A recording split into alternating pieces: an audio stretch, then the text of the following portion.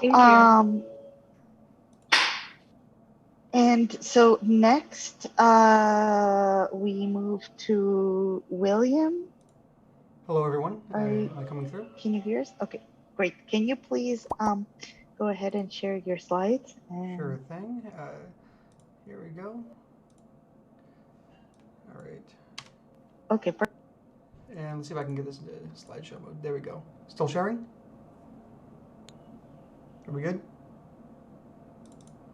I think we see them. yeah, perfect. Okay, Yep. great. Go Okay, ahead. just want to make sure.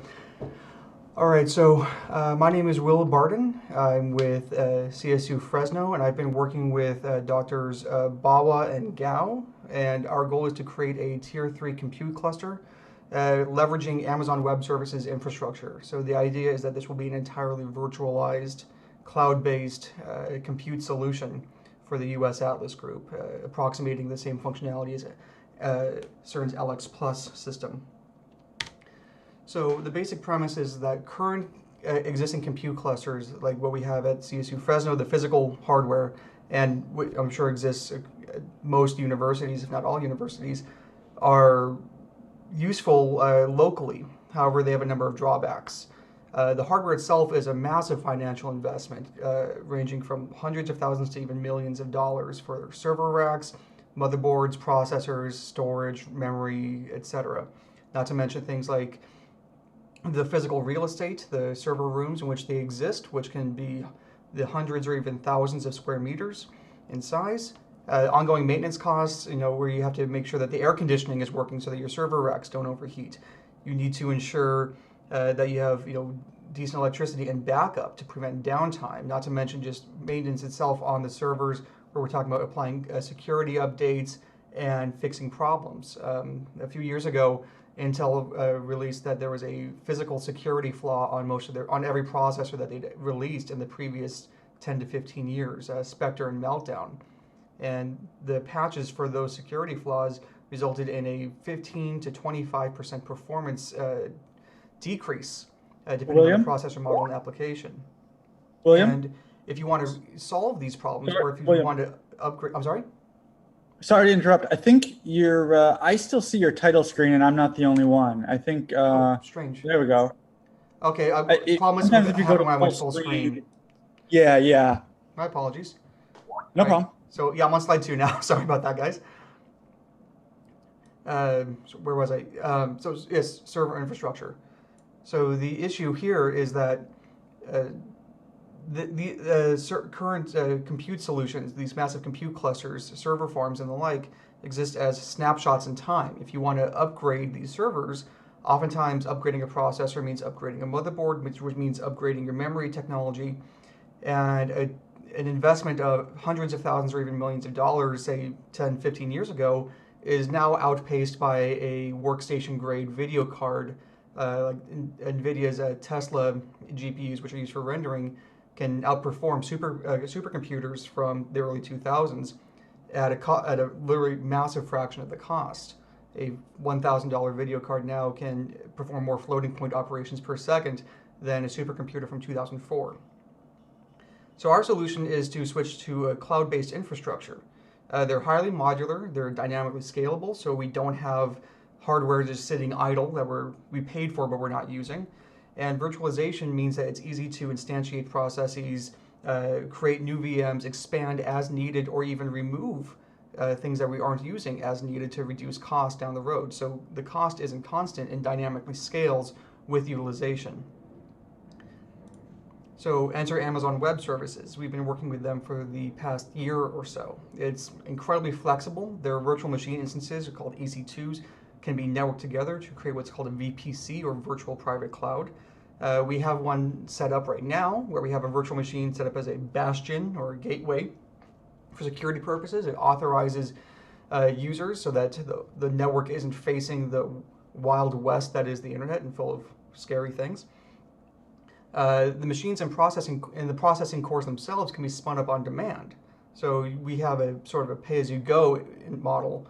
We can specify that a given machine will have access to a certain number of cores at all time for processing needs. And if a job turns out to be more demanding, we can dynamically spin up more cores for only the duration that the job requires. And deploying an EC2 itself is trivial. And we save massive amounts of money because Amazon handles layers 1 and 2, the physical layer, that's the actual physical hardware, and the actual networking infrastructure. All we need to do is just handle the virtual machines, just handle the software. So already, most of the costs associated with handling massive compute machines or compute systems and infrastructures are already eliminated by simply switching to a cloud-based infrastructure. And most of all, we don't have any kind of upfront investment in physical hardware. So as new processing cores become available on the market, we don't have to worry about losing an investment that, from say 2 or 3 years ago. You can have massive advances in technology in a relatively short period of time. AMD's Ryzen and Threadripper processors currently outpace Intel's Xeon processors in a number of compute scenarios. And had we invested in, say, the previous generation Intel Xeon processors, which are thousands upon thousands of dollars, we would be losing out on compute performance less than 2 years later. So this system allows us to dynamically adjust our implementation without massive investments, which means that over time, in the long run, there are massive savings to be had. So what I've been working on are what are called the EC2s, our virtual machines. Each virtual machine instance is an EC2 instance. That's this basic service that Amazon offers for these virtual machines. And they can be instantiated relatively quickly. From the time where I decide I need a new virtual machine for, say, test bed purposes, to the time where I'm actually able to log into it, that's roughly 5 minutes between configuring and deploying the machine and then simply remoting into it via SSH. It supports most major operating systems, particularly Linux-based operating systems. The free and open source community loves it. Things are relatively flexible there. It also supports Windows as well, although we are sticking with Red Hat-based distros, particularly CentOS.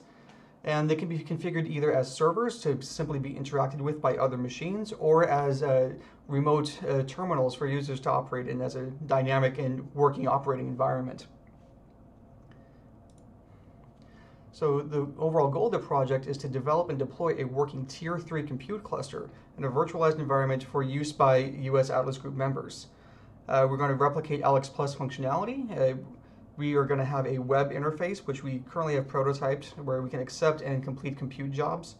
We're going to be providing a robust computational options for various research institutions. So the whole thing for us is we want to make sure that this system is as flexible as possible so that it's a viable alternative to using either in-house systems or even Alex Plus if you need to. So what I've largely been working on is implementing CERN's virtual machine file system, CVMFS, and grid implementation so that we can dynamically pull software packages and deploy them on a given terminal that a user is remoted into to complete whatever compute task is required for their project. And again, it needs to be a viable alternative. So it needs to not just replicate the functionality and be usable, it also needs to actually cost less, needs to make financial sense for a given research institution or group. The first thing we did was we just had to settle on an operating system. Prior to this project, I'd been largely living in Debian world. So I used operating systems like Ubuntu, Mint, and Crunchbang, and a couple of Debian flavors as my daily driver for the previous few years. We quickly switched to CentOS. I had some experience with that from previous work that I had done, and just simply better meshed with most documentation. Everything seems to be CentOS based, and most research institutions, in my experience, use either a derivative of Red Hat or CentOS. Pivoting to that was fairly rapid, and then we were able to begin to implement things. Amazon has a number of machine images available, which are based on CentOS 6 and CentOS 7. So we were able to begin to play around with those. We settled on CentOS 7, and we've been continuing to develop documentation as well for all the work that we've been doing.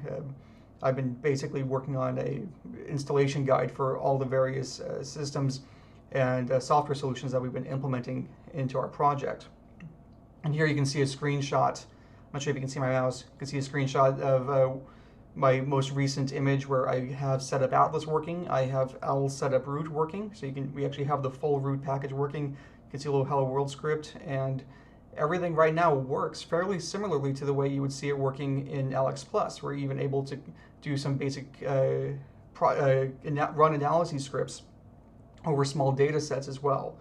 I'll be getting to that in a moment. We had a just very minimal interruption due to coronavirus. Campus closure, shutdown made it kind of difficult to work at times, but transitioning to work from home was fairly trivial, and we're able to continue working as a project thanks to Slack, email, and video conferencing. We're having regular meetings with our liaisons in our university's AWS department and also with Amazon itself as well. The other thing to consider, however, is storage. Storage costs don't really scale linearly and is another cost consideration when developing an in-house or even cloud-based compute solution. For the kinds of projects that we'll be working with and compute jobs that we'll be taking, the data sets are going to vary wildly in size, anything from a small data set, a few gigabytes, to large data sets ranging into the hundreds of gigabytes. These massive blobs of data need to be stored safely and efficiently. Enter Amazon's S3 service, which acts as a bucket. It's not quite a file system. It's more just kind of a file holder. And because it's not a file system, that actually provides some extra flexibility that you wouldn't really expect. File names, for instance, aren't really file names. Full directories full directory strings can be given as an object name, which allows for fairly easy organization of objects. And our plan is then to automate a system where scripts can pull these data sets as needed on the fly and deploy them into a given EC2 image, and then delete them from the EC2 instance while the data set itself is preserved in storage. So here we can see the proposed workflow here, where a user would submit a root compute job. The EC2 instance is spun up for the user dynamically, because if you're not using it, then there's no reason for the EC2 instance to be running and taking up resources. We then have automate the execution of setup Atlas, L setup root. We are currently trying to develop an external script that will take as input the name of the data set, which will be user specified. The script will then pull the target data set from S3 storage, deploy it into the EC2, and then it will pass that as input into the user's run analysis script for whatever job it is that they need to be done. Once that script is done and we have output, the output will be delivered to the user, and the data set will be deleted from EC2 storage as soon as it's no longer needed.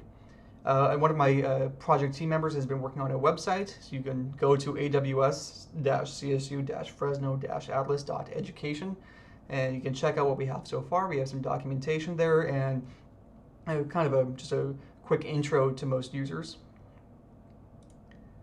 One of the things we've been working on recently has been CentOS 7. There are a few dependency issues.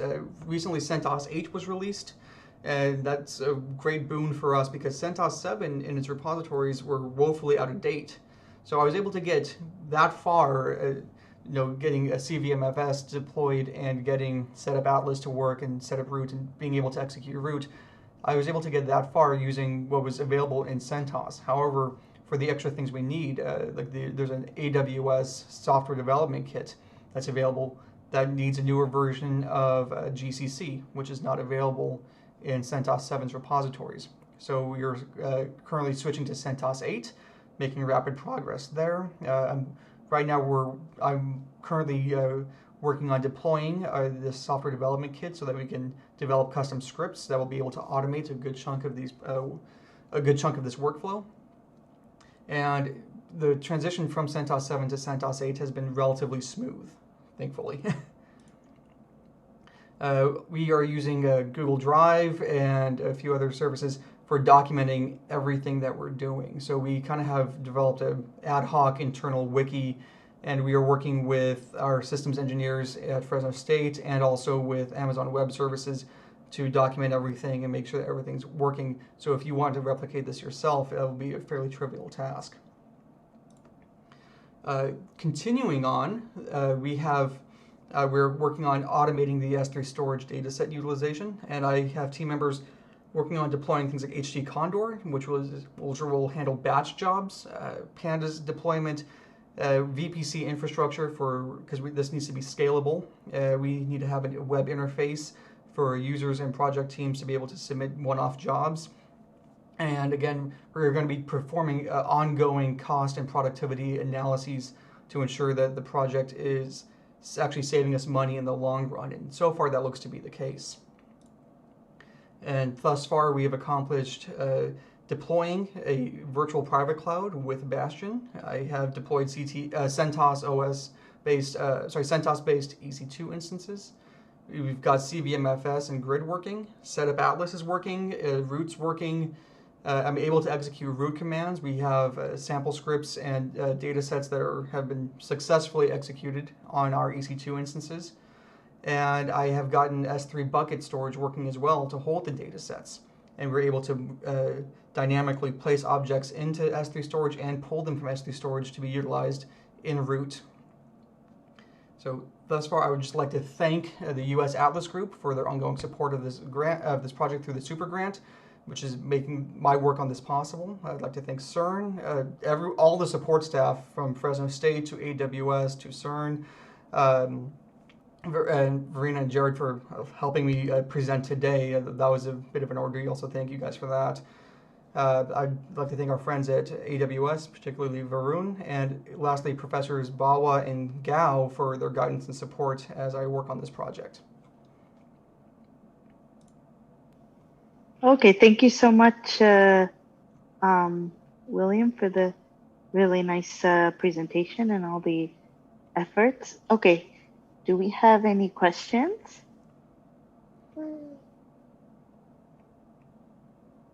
Or comments?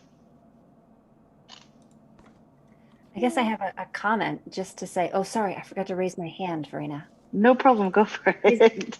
No, just to say this is really interesting and timely. At my institution, they actually just put around a call for grants from AWS to see if there are people at the institution, and the institution is willing to sponsor. So thanks very much for doing all of this work. And yeah, it's exciting to see. Just a comment, sorry. Thank you very much. Thank you. No, it's certainly a very interesting alternative to the usual way.